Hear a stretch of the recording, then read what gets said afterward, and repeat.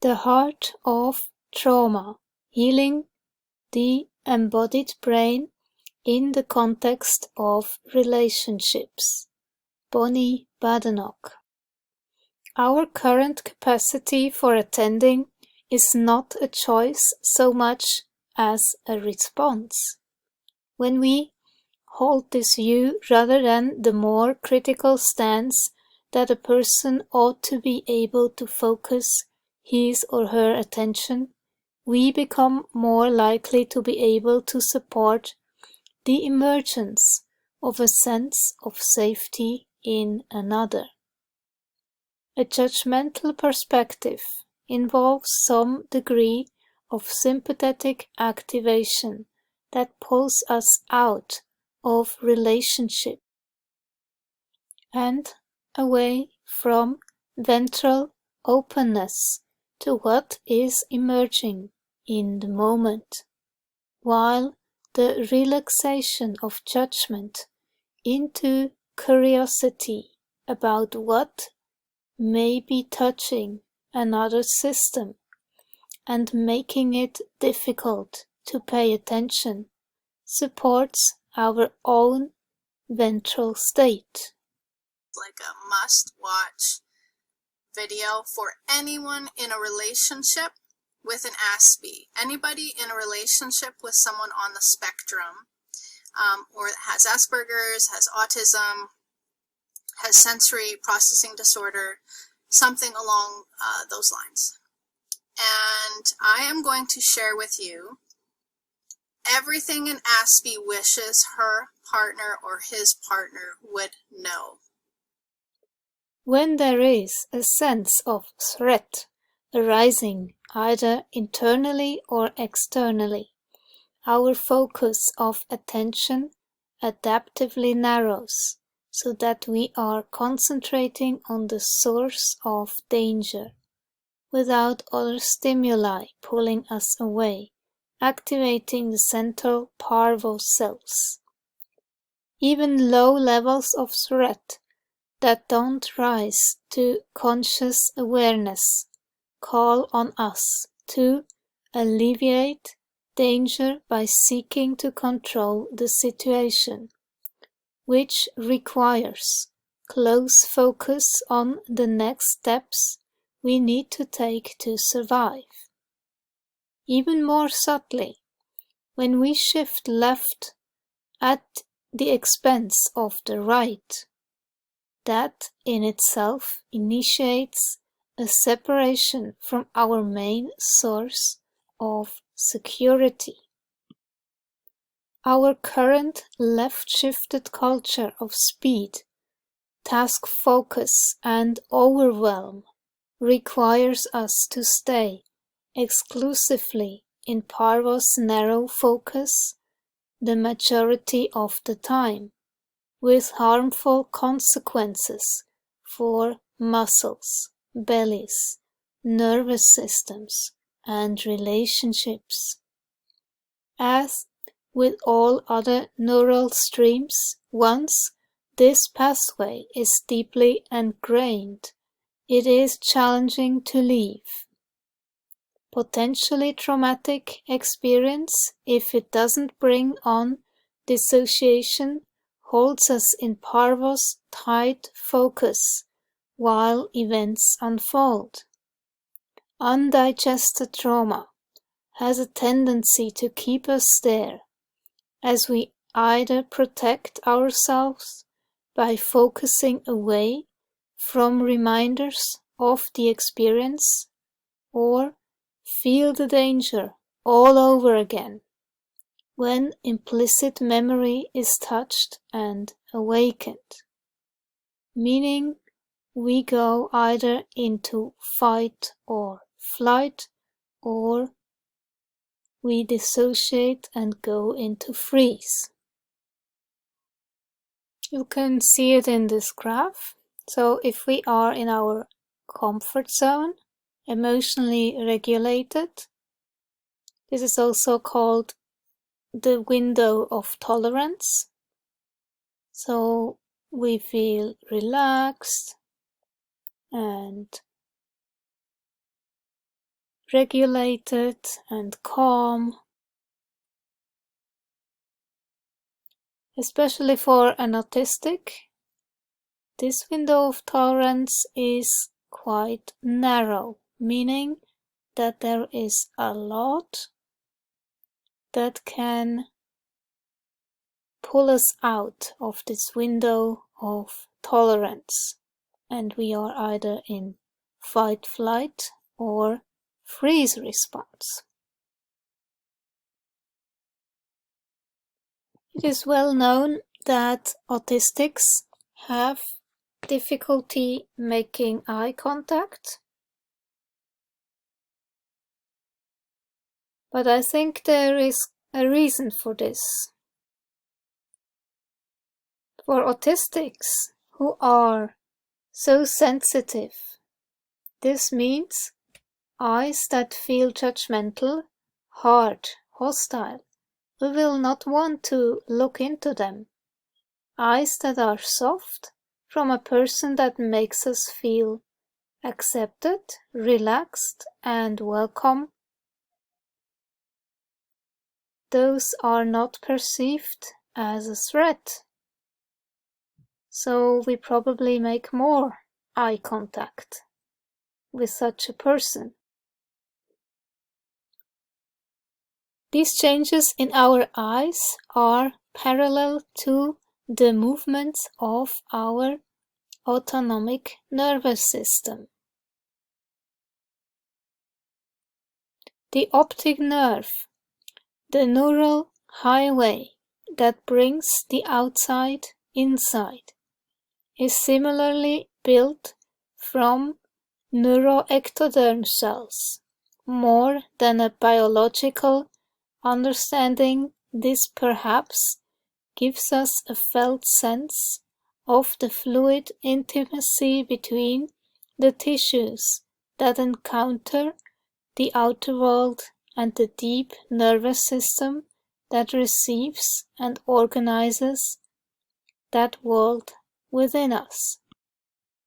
Countless times I have seen the wide, tense eyes of fear and the dull eyes of withdrawal gradually soften and enliven as we are able to orient to one another's presence in this moment, drinking in this relational nourishment, sometimes through moments of gazing. When you look into the darkness of someone's pupils, though you encounter her non-objective self, her being, by looking into it, you connect with someone's life. You encounter their being, and in that encounter you precipitate an exchange of energies in which you are both participant. We may easily remember times when we have engaged in such an exchange and felt known in some profound way. Our eyes are surely meant to nourish us with their capacity for immersion in one another and the world.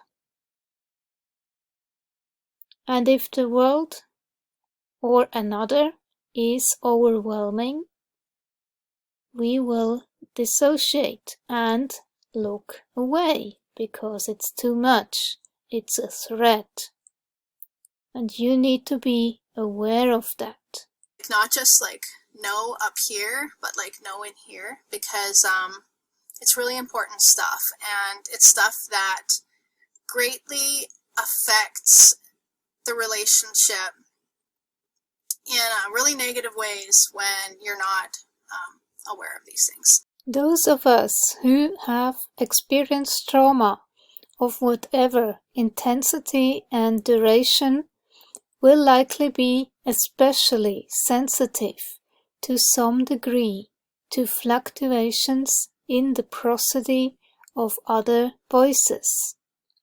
small shifts into sympathetic activation on the part of the speaker, the kind that can occur when we are experiencing judgments or have the intention to intervene or fix, may touch and stimulate loud echoes of earlier threatening voices.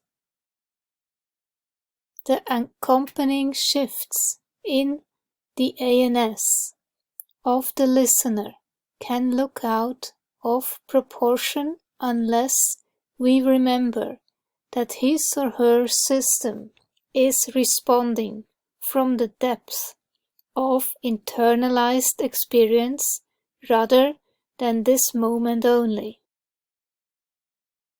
At the other end of the spectrum, if we are able to notice this rupture and release our judgments and intentions, our vocal cords will rearrange themselves as we enter a ventral state.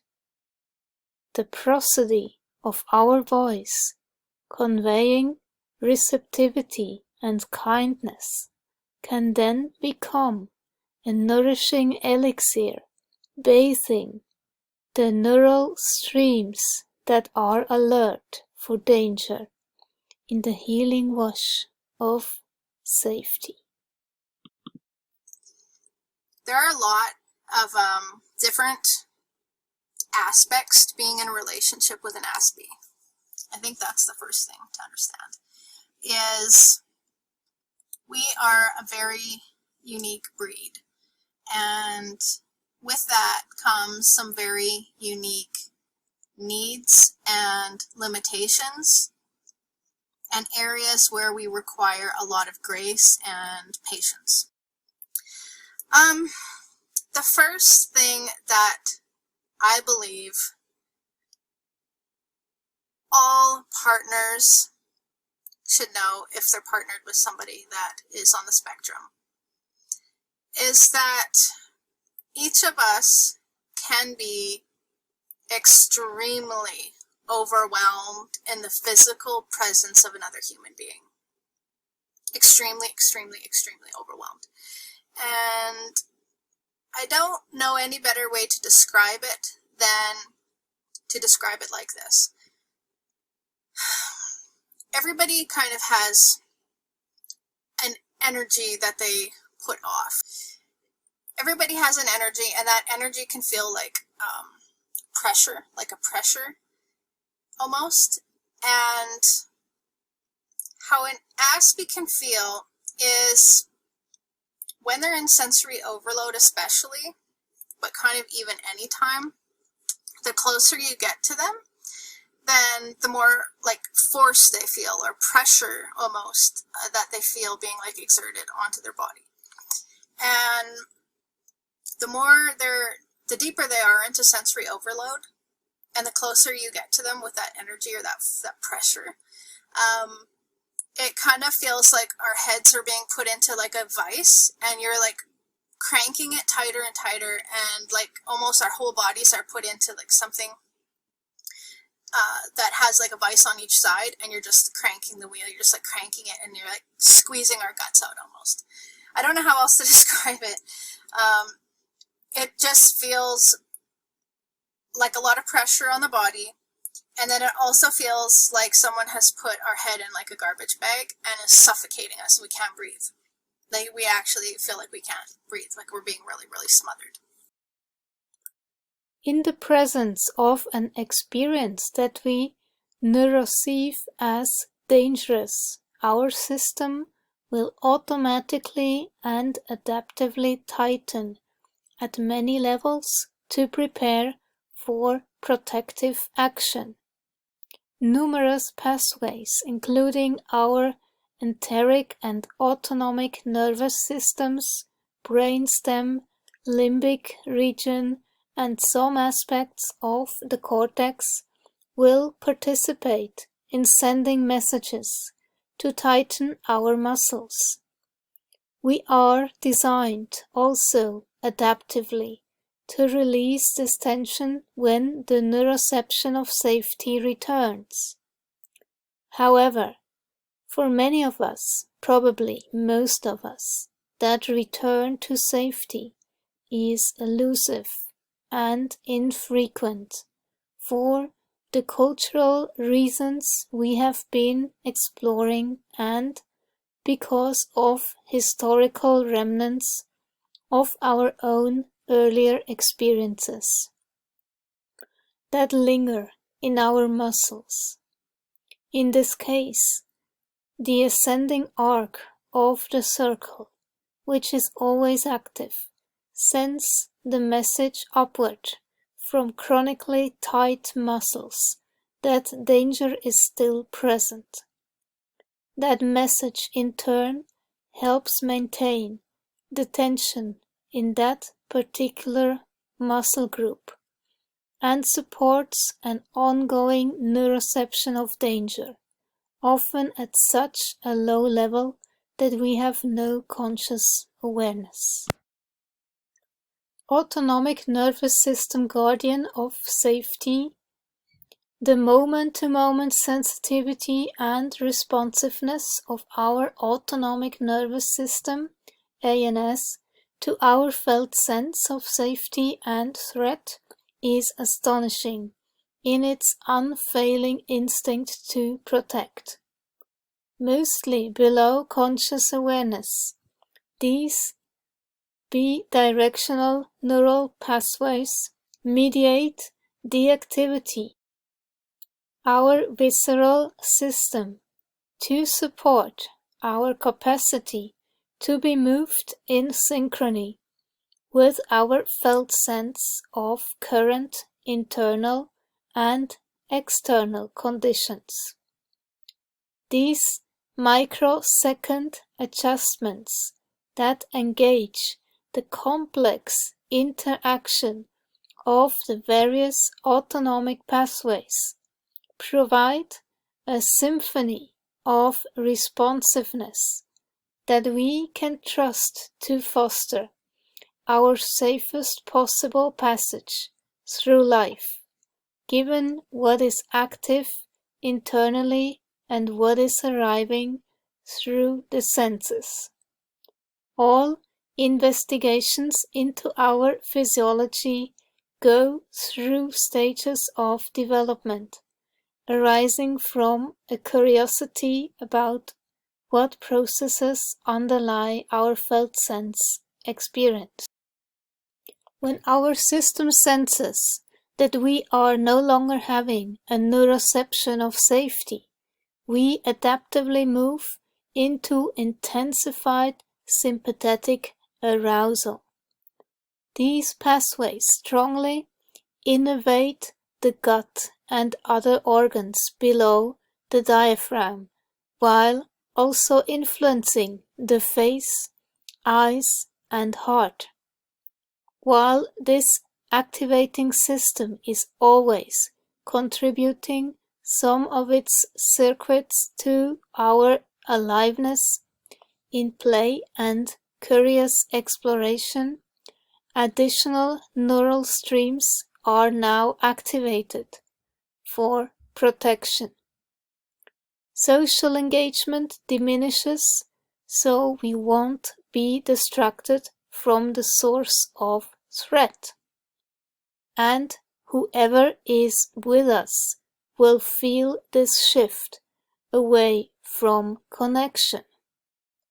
The tension in our ear muscle relaxes to take in the whole environment, listening for the sounds of danger, deep rhythmic pounding and shrill sounds, at the cost of focusing less closely on what others are saying. The person we are relating with in the moment will feel this loss of attentiveness. And that's not something that a neurotypical person would even come close to being able to understand, because A person sitting beside you shouldn't feel like your head's in a vice and it's being cranked, squished, you know? It shouldn't feel like that. And so a neurotypical person is not going to understand how that could be possible, that just their energy alone in your presence could make you feel like your head's going to explode and you can't breathe. But for a lot of us, that's what it feels like. And so the closer you get into their space, especially when they're in sensory overload, the more pressure you're actually exerting on their body. And it becomes very, very, very uncomfortable and can become very scary. And to make matters worse, some people will come into your space very quickly, and there's not a lot of time to adapt to that pressure. And then it's just like someone took an elastic band and shot it straight in your face. And it's very painful and very overwhelming. And if your partner does this to you, they just kind of like come into your space really quickly, it starts creating something in you. And this is really important for you to understand. It creates a fight or flight response every time you're in the presence of your partner, because so many times it becomes uncomfortable and painful for you to be in their presence, especially if they're doing fast movements into your space often, or fast movements in front of your face. Those kind of things are very, very, very uncomfortable and can be very painful. The presence of another.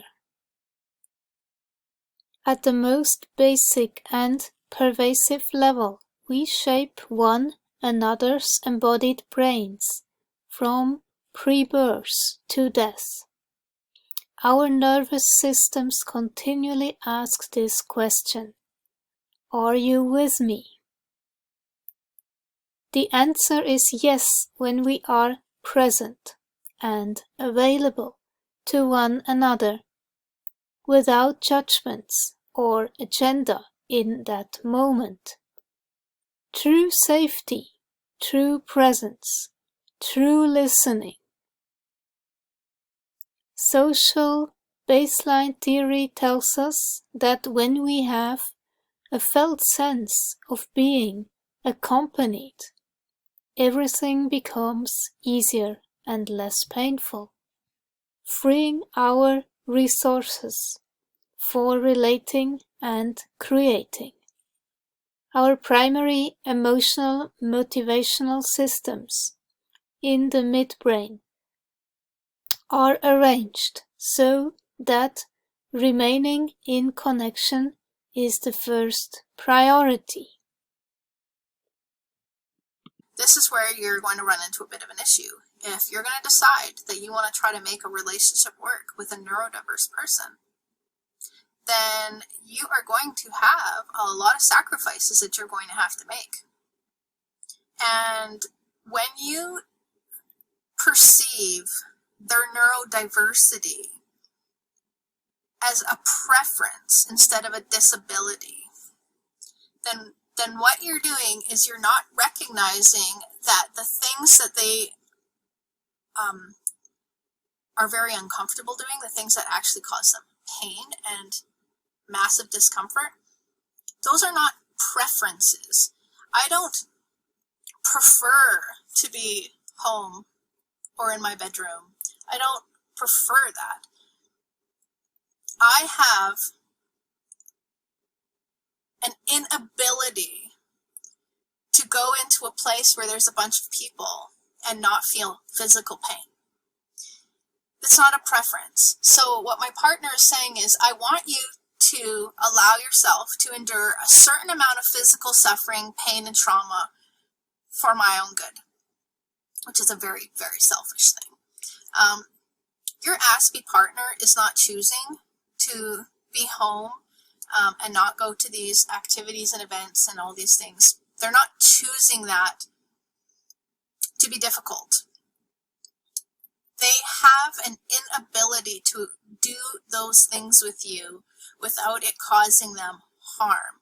So ask yourself this: if your partner had a preference for squirting lemon juice in their eyes once a week, and it was important to them, this was their ritual, and it was a very big deal to them. They liked to squirt lemon juice in their eyes once a week.